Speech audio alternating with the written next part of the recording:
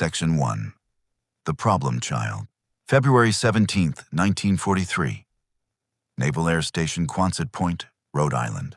Cold Atlantic wind lashes across the runway, rattling hangar doors and cutting through flight jackets as if they were paper.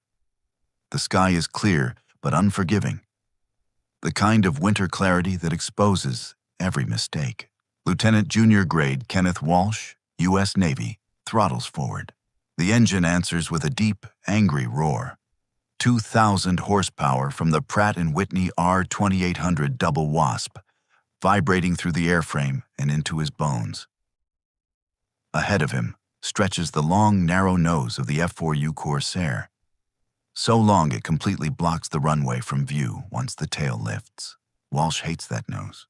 Everyone does. He releases the brakes. The Corsair lunges forward, tail rising almost immediately. For a brief moment, the horizon disappears entirely. Nothing but engine cowling and sky. Walsh flies by memory, by feel, trusting his instincts and the thin strip of concrete he can't see. The Corsair leaves the ground with brute force, clawing into the air like it wants to escape something. In many ways it does, because on paper, the Corsair is the most powerful carrier fighter in the world. Faster than the Japanese Zero. Heavier armed, able to dive like a stone and climb like a homesick angel. But on carriers, the one place the Navy needs it most, it has become a menace. Landing accidents pile up weekly. Pilots call it the ensign eliminator. The problem is obvious the moment you try to bring it back aboard. That long nose hides the deck. The landing gear, tall, spindly, and stiff, rebounds on touchdown. The aircraft skips, slews sideways, catches a wingtip, or slams into parked planes. Deck crews dread it. Carrier captains ban it. The Navy quietly pulls the Corsair from carrier qualification. And across the Pacific, Japanese pilots hear rumors. They laugh. Rabaul, New Britain, spring 1943. Captain Saburo Sakai, veteran Zero Ace, listens as intelligence officers brief the assembled pilots of the Imperial Japanese Navy Air Service. Maps of the Solomons hang on the walls. Chalk dust coats the floor. The Americans are introducing a new fighter, an officer says. Large, heavy, difficult to land. Someone snorts. Another pilot mutters, too big for carrier decks. The Zero has taught them this lesson already. Agility wins. Lightness wins. A pilot who can see everything and turn inside his enemy survives. The Americans, they believe, build machines, not aircraft. Fast, yes, but clumsy, over-engineered. A Zero pilot grins. If they can't land it, we won't have to fight it. The room fills with quiet amusement. They do not know, cannot know, that the Corsair's failure is about to push it somewhere far more dangerous than carrier decks. Back in the United States, the Navy faces an uncomfortable truth. The Corsair is too valuable to abandon, too fast to scrap, too lethal to sideline, and so they hand it to someone else. The United States Marine Corps. The Marines don't need carriers. They fight from dirt strips hacked out of jungles and coral. They land wherever engineers can flatten ground and lay steel matting. They accept rough takeoffs, brutal landings, and aircraft that punish mistakes. They look at the Corsair's problems and shrug. We'll make it work. And they do. Modifications begin quietly. A raised pilot's seat, a semi-bubble canopy, changes to landing technique. Pilots learn to approach in a constant curve instead of a straight line, keeping the deck in sight at all times. The Corsair stops trying to kill its own pilots and starts waiting for someone else. August 1943, Henderson Field, Guadalcanal. The heat is suffocating. The air smells of fuel, rot, and damp earth. Palm trees tremble under the wash of departing aircraft. Major Gregory Pappy Boyington watches a line of Corsairs taxi past, their bent gull wings giving them a predatory, hunched look, like birds of prey ready to strike. Boyington spits into the dirt. Ugly bastard, he mutters. But he smiles, because ugly doesn't matter. Speed does. Firepower does. Survivability does. The Corsair carries 650 caliber machine guns, more than enough to tear a Zero apart. It can dive faster than anything the Japanese fly. And unlike the Zero, it can take hits and keep fighting. The first encounters are brief, violent, decisive. Japanese pilots spot the newcomers easily. Dark blue shapes against the sky, larger than anything they've faced. They assume the Americans will turn with them. They always do, until they don't. The Corsairs dive through Zero formations at terrifying speed, firing and passing, climbing away before the Japanese can respond. When Zeros try to follow, their wings shudder under the strain. When they try to turn, the Corsairs refuse, choosing vertical space instead. The rules have changed, and the Japanese don't realize it yet. Back at Rabaul, reports begin to filter in. Pilots missing, aircraft destroyed without dogfights, Americans who won't turn, who won't slow down, who attack, vanish, and return again. One intelligence officer circles a name on a report. F4U. A pilot asks, "Isn't that the one that can't land?" The officer hesitates. "Yes," he says, "but it doesn't seem to need to." Because the Corsair has found its element, not carrier decks, not graceful landings, but the vast, vertical killing space of the Pacific sky, where speed, altitude, and firepower decide who lives long enough to land anywhere at all. And somewhere over the Solomons, Japanese pilots are about to learn that mocking an enemy's weakness means nothing, if that weakness disappears before you can exploit it. Section 2. The Vertical Trap. September 14th, 1943. Over Bougainville, Solomon Islands, the sky is deceptively calm. At 18,000 feet, the air is thin and cold. A pale blue ceiling stretching endlessly in every direction. Below, the jungle appears almost peaceful. A dense green blanket hiding airstrips, fuel dumps, and men who know they will be attacked today. First Lieutenant Robert Hansen, U.S. Marine Corps, tightens his grip on the Corsair's control stick. The cockpit smells of oil, sweat, and hot metal. The aircraft hums beneath him, steady and eager, like a predator held barely in check. He spots them first, dots against the sun. A climbing formation of A6M Zeros, wings glittering briefly as they bank. Experienced pilots, confident pilots. They're doing what they've always done, gaining altitude to force a turning fight. Where the Zero has ruled the skies since 1941, Hansen doesn't turn toward them. He pulls back. The Corsair climbs, not gracefully, but relentlessly. The engine roars louder, the nose rising, the world dropping away beneath him. The double Wasp does not complain. It simply delivers power, minute after minute, as if altitude were something it could purchase in bulk. The Zeros notice too late. One breaks formation, diving toward Hansen, trying to force the issue. Hansen doesn't oblige. He rolls, pushes the nose down, and the Corsair falls, not drops, falls. The speed builds instantly. 350, 380, 400 miles per hour. The aircraft shudders but holds together, wings locked, controls firm. Hansen feels pressed into his seat as gravity piles on. The Zero follows, and immediately begins to fail. Its wings vibrate, its controls stiffen.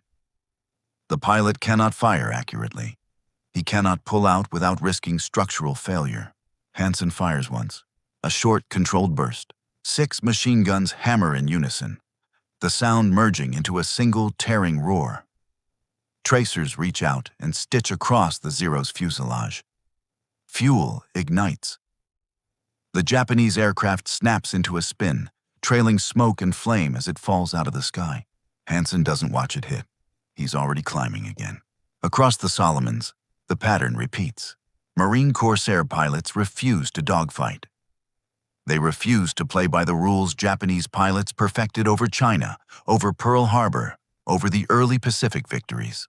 They fight vertically, dive, fire, climb, again and again and again. Japanese pilots begin calling the Corsair the whistling death. When it dives at high speed, air screams through the wing intakes, producing a shrill howl that announces its arrival seconds before the guns speak. Those seconds are rarely enough. Rabaul Airfield, late September 1943.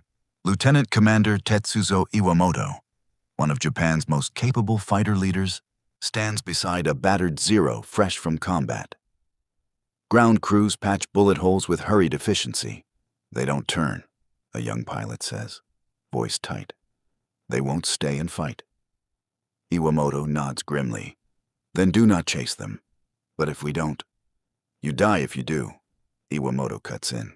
The Zero was never designed for this kind of war. Its strength, lightness, is now a liability.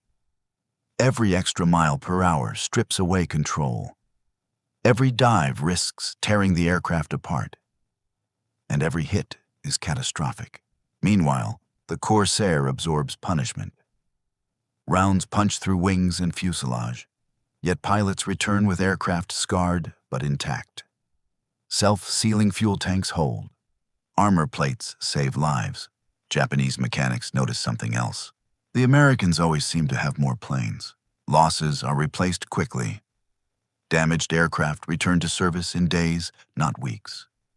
New pilots arrive already trained on the Corsair's brutal handling, already drilled in tactics that emphasize survival over honor. Japanese squadrons shrink. Experienced pilots disappear, and replacements arrive too slowly, with too little training to fill the gaps. October 1943, Munda Airfield, New Georgia. Pappy Boyington leads his squadron into combat like a brawler entering a bar fight, aggressive, loud, and utterly confident. His Corsair bears the marks of repeated combat, paint scorched near the gun ports, oil streaking the fuselage. He spots Zeros forming up ahead. "All right, boys," he says over the radio, voice calm and gravelly. "Let's go scare 'em." The Corsairs attack from above, splitting into pairs. Each pilot chooses his target, fires, then climbs away without waiting to see the result. There is no confusion, no chaos. It is a system Japanese pilots try to counter. They spread out, they bait, they feign retreats. Nothing works. Every maneuver bleeds energy. Every mistake is punished instantly. One Zero catches fire and plunges downward. Another sheds parts mid-dive. A third limps away, riddled with holes, its pilot wounded and terrified. Boyington downs one aircraft himself, firing at point-blank range before roaring past at impossible speed. When the fight ends, the Corsairs regroup, intact. Below them, wreckage smolders in the jungle. Back at Japanese headquarters, the numbers become impossible to ignore. Loss ratios climb. 3-1, 5-1, then worse. The Corsair, once mocked for its awkward landing gear and blind nose, has become something else entirely. A predator that dictates the fight. A machine that forgives American pilots and punishes Japanese ones. The irony is bitter. The aircraft dismissed as flawed has forced an entire air arm to rethink how it fights and exposes how little room remains for adaptation. Because while the Corsair continues to evolve, the Zero has reached the end of its design limits, and the Pacific sky is no longer forgiving.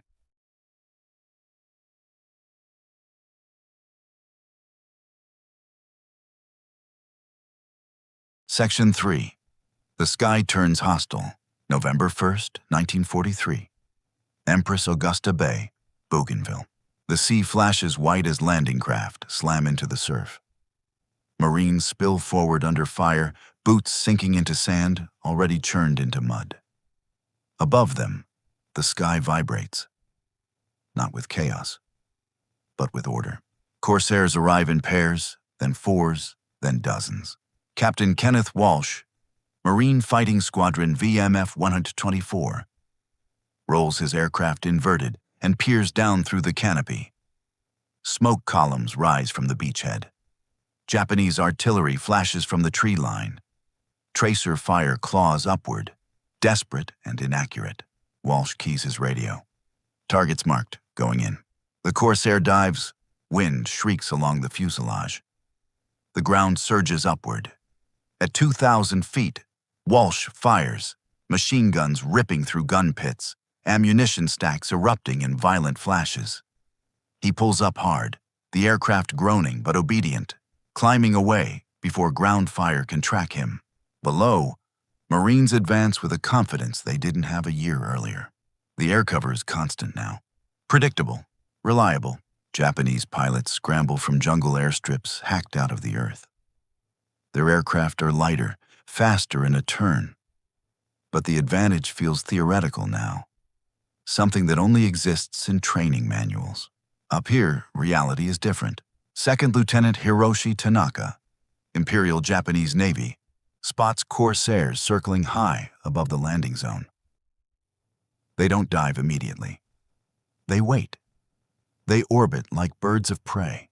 Tanaka feels his mouth go dry. He pushes forward anyway. The Zero climbs, straining. Its engine whines as he tries to close the altitude gap. The Corsairs simply climb higher, effortlessly, refusing to be drawn down. Then one breaks away. It dives straight at him. Tanaka pulls hard, trying to force a turn. The Zero responds, briefly, then begins to shudder. Control stiffens. The Corsair flashes past, guns firing, rounds hammering into Tanaka's wing root. Fuel sprays.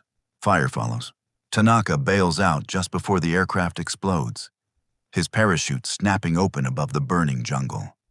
As he descends, he sees more Corsairs, dozens, rolling, diving, climbing in practiced sequence. The sky no longer belongs to Japan. By late 1943, the Corsair's reputation spreads faster than official reports. Japanese pilots talk quietly before missions. If you hear the whistle, one says, you are already late. American pilots talk differently. They trust the aircraft. They push it harder. They take risks they wouldn't dare in lighter machines. Because the Corsair forgives errors. It absorbs punishment. It brings them home. Ground crews patch holes, swap engines, reload belts. By morning, the aircraft are ready again. At Torakina Airstrip, Marine mechanics work under canvas shelters as rain pounds the ground into slurry. Mud coats everything: boots, tools, uniforms. But the Corsairs stand tall on their long, awkward landing gear. Propellers looming like spinning saw blades. A mechanic slaps the fuselage of Walsh's aircraft. She'll fly. Walsh nods. That's enough. Japanese command understands the danger. But solutions are scarce. New aircraft designs exist only on paper. Fuel shortages limit training. Veteran pilots are irreplaceable, and they are dying faster than they can be replaced. The Corsair doesn't just shoot them down. It forces them into impossible choices: fight and die, or disengage and surrender the sky. By December, kill ratios become absurd: 8-1, 10-1. Higher still in some engagements. The Corsair is no longer a controversial aircraft struggling for acceptance. It is the backbone of Marine air power, a machine that transformed air combat not through elegance, but through dominance. And as the Americans pushed northward, island by island, the Corsair goes with them, carried forward by logistics, confidence, and experience the Japanese can no longer match. The Pacific Air War has crossed a threshold from contest to control. Section 4. The Whistling Death. February 16, 1944. Over Rabaul, New Britain, the harbor is a graveyard of steel. Sunlight glints off half-submerged hulls, shattered piers, and oil-slick water as American aircraft pour in from every direction. Anti-aircraft fire rises like black flowers, bursting at fixed altitudes, carefully calculated, tragically outdated. Major Gregory "Pappy" Boyington pushes his Corsair forward, throttle wide open. The engine's roar vibrates through the cockpit, a deep, predatory sound that drowns out everything else. Below him, Rabaul, once the fortress of the Japanese Pacific, lies exposed. "Bandits 12 o'clock high," comes the call. Boyington smiles thinly. About time. Japanese fighters drop from altitude, desperate to disrupt the strike. Zeros, Oscars, a few newer models mixed in, flown by pilots with courage, discipline, and far too little experience. Boyington climbs to meet them. The Corsair doesn't whine like the Japanese engines. It growls. Its sheer mass converts speed into authority. When Boyington rolls into a dive, the aircraft accelerates like gravity itself has chosen a side. The whistle begins. It's unintentional. Air screaming through cooling ducts and wing roots. But Japanese pilots recognize it instantly. A rising, shrill note that precedes impact by seconds. If you hear it, someone has already made a mistake. Lieutenant Kenji Nakamura, barely 21, tightens his grip as the sound cuts through his cockpit. He scans frantically, spots the Corsair above and behind him, and pulls hard into a turn. The Zero responds beautifully, for a moment. Then the Corsair fires. 6 50-caliber machine guns spit fire in a single converging stream. The rounds tear through Nakamura's fuselage. Aluminum peels away. The engine coughs once, then seizes. Nakamura never hears the explosion. Boyington pulls up, already searching for the next target. By 1944, the Japanese understand the Corsair. But understanding is not enough. They know not to turn with it. They know not to dive with it. They know it climbs better, dives faster, absorbs damage their aircraft cannot. What they lack is the ability to avoid it. American radar coverage has expanded. Early warning stations track incoming raids. Fighters are vectored efficiently, conserving fuel and altitude advantage. Corsairs arrive already positioned, already higher, already faster. The fight is decided before the first shot is fired. On the ground at Torokini, Marine intelligence officers pin new victory tallies to boards already crowded with chalk marks. The numbers feel unreal. Entire enemy formations shattered in minutes. Yet there is no celebration, only routine. Pilots debrief, drink coffee, check maps, and climb back into their aircraft. The Corsair has made air combat procedural, predictable, deadly. Japanese losses mount beyond replacement. Veteran pilots, the men who trained before the war, who mastered energy tactics and formation flying, are gone. Replacements arrive with barely enough hours to land safely, let alone fight. Fuel shortages worsen. Aircraft sit idle. Training flights are shortened or canceled entirely. Meanwhile, Corsairs continue to arrive fresh from American factories, engines flawless, ammunition belts full. The imbalance widens daily. In March, Boyington lands hard, his Corsair bouncing once, twice, but holding together. He taxis in, canopy open, face smeared with oil and sweat. A crew chief jogs alongside. Any issues? Boyington shakes his head. She did fine. That's the miracle. The aircraft that once terrified landing signal officers now shrugs off abuse that would cripple lighter fighters. Reinforced landing gear, improved tailhook systems, modified approach techniques. The Corsair has grown into itself. By spring, Japanese pilots refuse combat when Corsairs appear in numbers. They dive for clouds, break formation, scatter, survival replacing mission. American pilots notice. They push deeper, farther, longer. The Corsair's range allows it to escort bombers, strafe airfields, hunt retreating aircraft on the deck. There is no sanctuary. The Pacific sky has changed character. Once fluid, intimate, personal, now it is controlled space, measured in altitude blocks, patrol times, and fuel endurance. And dominating that space is a blunt-nosed aircraft, once mocked for its awkward landing gear. An aircraft that has become a symbol of learning, of adaptation, of what happens when industry, engineering, and experience converge. Section 5. The sky belongs to someone else now. June 19, 1944. Philippine Sea. The deck of the escort carrier USS Kitcon Bay pitches gently beneath a blazing tropical sun. The air smells of salt, fuel, and hot metal. Flight crews move with practiced calm, shirts soaked through, hands blackened with grease. Overhead, the sky is empty, for now. Captain Robert Bobby Geller, Medal of Honor recipient, climbs into his Corsair and settles into the seat. He does not look tense. None of them do. They have been here before. The Japanese call it a decisive battle, a final chance to break American momentum. The Americans call it another day's work. Radar operators report contacts forming far beyond the horizon. Hundreds of aircraft. The largest Japanese carrier strike assembled since Midway. The message spreads quickly. Pilots strap in. Engines start in sequence. One by one, Corsairs roll forward, tails lifting as they thunder off the deck into open sky. They climb, not urgently, not recklessly, but steadily, deliberately, as if following a script written long ago. High above the fleet, Japanese formations struggle to hold cohesion. Their pilots fly aircraft, burdened by underpowered engines, limited radios, and minimal armor. Fuel calculations haunt every maneuver. They know what waits for them. Corsairs appear first as dark shapes against the sun. Then the sound arrives, that same rising whistle. The battle unfolds brutally fast. Corsairs slash through Japanese formations in diving passes that cannot be countered. When Japanese pilots attempt to climb, the Americans roll over and dive again. When they turn, the Corsairs zoom upward, converting speed into altitude with merciless efficiency. It is not a duel.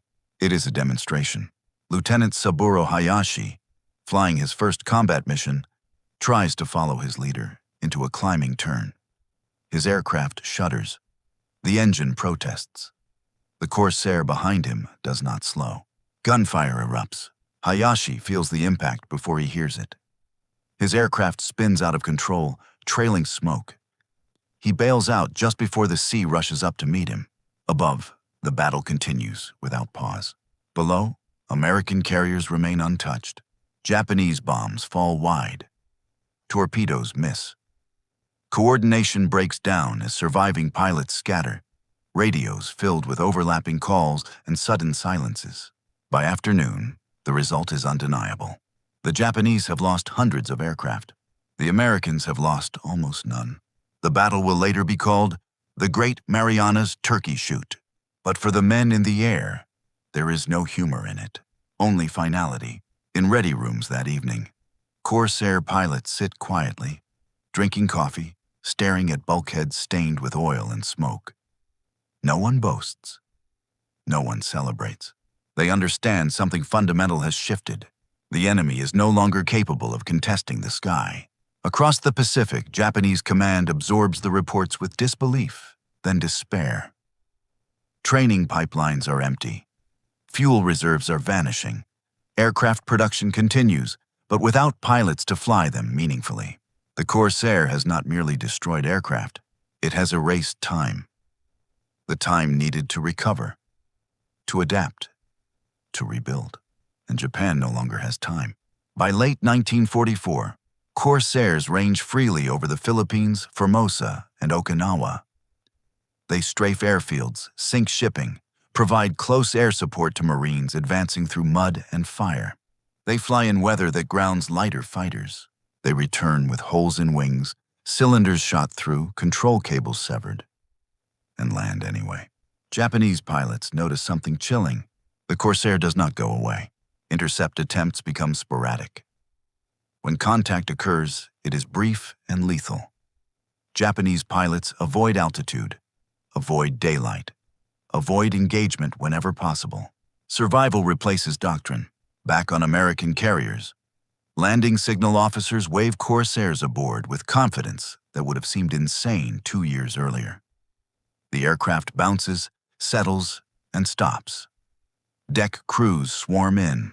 Another sortie, another patrol, another stretch of sky secured. The long nose, the awkward gear, the early crashes, all forgotten. What remains is an aircraft perfectly matched to the war it fights.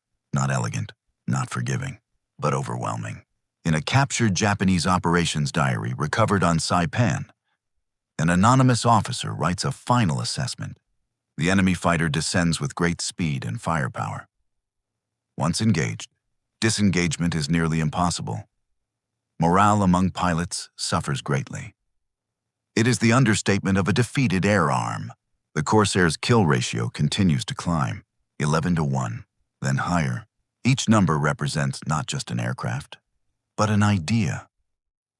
That courage and skill alone can balance material disparity. That belief has died somewhere over the Pacific, falling silently into the sea. The landing gear that once inspired laughter now supports the weight of dominance. The aircraft that once frightened its own pilots now frightens everyone else. And in the vastness of the Pacific sky, the message is unmistakable. The fight is no longer about who flies better. It is about who can keep flying. Section 6. The night the Corsair came for everything. March 1st, 1945.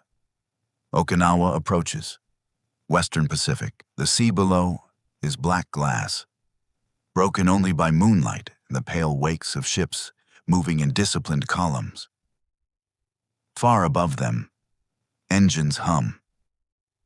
Not the frantic roar of interception, but the steady, confident pulse of aircraft that expect no resistance. Corsairs cruise through the darkness. Their wings are folded no longer. Their bellies carry rockets, bombs, drop tanks. Some wear radar pods beneath one wing. Others fly blind, guided by voices crackling softly through headsets. This is not the Corsair the Japanese remember. This is something worse. Lieutenant James "Pappy" Vaughn, Marine Night Fighter Squadron VMF-N 542, scans his instruments as the radar operator behind him murmurs distances and bearings. Vaughn flew Wildcats early in the war. He remembers scrambling desperately, guessing where the enemy might be. Tonight, there is no guessing. Contact 12 miles low. Vaughn banks gently. The Corsair responds like a living thing. Below them, a Japanese transport convoy creeps along the coast. Lights dimmed, engines throttled low to conserve fuel. Anti-aircraft guns sit idle. No fighters patrol overhead. They cannot afford to. The Corsair drops from the darkness like a predator. Rockets ignite. The sea erupts. A transport blooms into fire, lighting the coastline in harsh white flashes. Vaughn pulls up hard, feeling the G-forces press him into the seat as tracer fire reaches too late into empty sky. Another Corsair dives. Then another. There is no counterattack. Only destruction delivered on schedule. By 1945, the Corsair is no longer just a fighter. It is a system. It hunts ships at night, strafes airfields at dawn, escorts bombers at noon, and returns to bomb again before sunset. It operates from carriers, island strips, coral runways scraped from jungle, and muddy fields barely wide enough to land. Japanese commanders struggle to define it. Is it a fighter, a bomber, a night terror? The answer is yes. On Okinawa itself, Japanese pilots sit in dugouts listening to engines overhead they cannot see. They wait for daylight because night offers no sanctuary anymore. One pilot writes later, "We feared the Corsair most when we could not see it. It came without warning. It left nothing to fight." American Marines advancing inland experience something new. Constant air cover. When resistance stiffens, Corsairs arrive within minutes. Rockets tear apart bunkers. Cannon fire shreds gun positions. Pilots circle overhead, adjusting attacks based on smoke panels and radio calls. The sky answers immediately. For Japanese defenders, this is annihilation by repetition. No pause, no recovery. No moment when the pressure eases. The Corsair does not allow the battlefield to breathe. Japanese attempts to counter it become desperate. Improvised night fighters, decoy fires, barrage flak fired blindly into darkness. Nothing works. The Corsair flies too fast, too far, too often. In the final months of the war, even kamikaze pilots learn to fear it.